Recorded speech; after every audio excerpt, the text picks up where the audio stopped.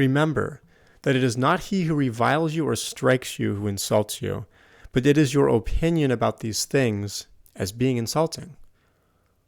When then someone irritates you, you must know that it is your own opinion which has irritated you. Therefore, especially try not to be carried away by the appearance. For if you once gain time and delay, you will more easily master yourself. So, at some point in life, you're probably going to have the following thoughts. You're going to observe somebody saying something, and in response, you're going to think, this person has irritated me. This person has insulted me. Maybe they will insult your new haircut.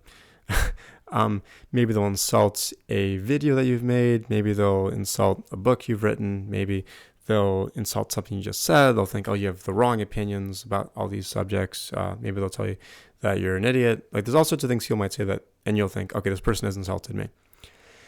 And what Epictetus is doing is he's offering us the opportunity to see that that description of the events, this person has insulted me, is misleading. Why is it misleading? Well, what it gets right is that there was some external stimulus that you're responding to, right? So we say this person has insulted me. What that gets right is that there was somebody else who was involved in the whole insulting process. But what it leaves out is the role that you play in insulting yourself.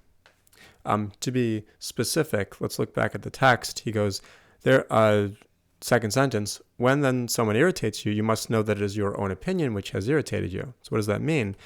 Well, what we do is we make these agreements with ourselves. We agree to do certain things. And one thing that we agree to do sometimes is that we agree to demand that we have everybody's approval.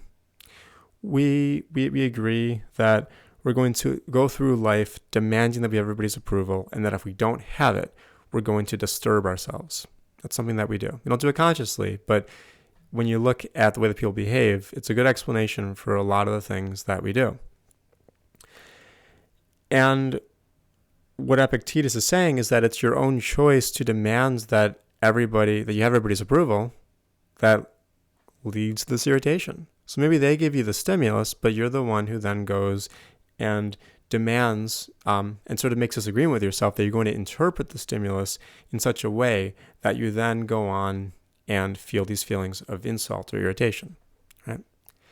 So that's the problem. But Epictetus also offers us an opportunity to move forward. So let's keep going. Therefore, especially try not to be carried away by the appearance. For if you once gain time and delay, you will more easily master yourself. So what does that mean? Well, what Epictetus is doing is he's giving us an invitation to, instead of just reacting immediately, to sort of go along with the ways that we've been going in the past. When we see something that we're tempted to perceive as an insult, we take some time and we delay. All right. So imagine you're walking down the street, and maybe there's a car that wants to go. You're in the crosswalk. The car yells at you and goes, "Hey, insert insulting phrase here. Get out of the way." Right? And you think, I've just been insulted. I was walking perfectly fine, and this was an unjust, infringement upon my domain. I feel insulted. Instead of doing that, we just say, okay, hold on a second. Let's delay. What just happened was that I was walking, and then I heard some sounds, heard some noises. What the noises communicated to me was that this individual felt frustrated. This person felt frustrated because they didn't want me to be in the road in the way that I was, right? So what do I do about that? We don't have to do anything. I mean, you can just think, okay, so this individual felt frustrated. Am I doing something wrong? Like, am I walking in a way that's not in accordance with my standards for how I should walk? Is there something wrong with my standards? And if your answers to those questions are no, you can think, okay, well, so this individual is feeling frustrated. I feel bad for them. It must be really awful to go through life having these kinds of feelings all the time. But I don't need to disturb myself about that.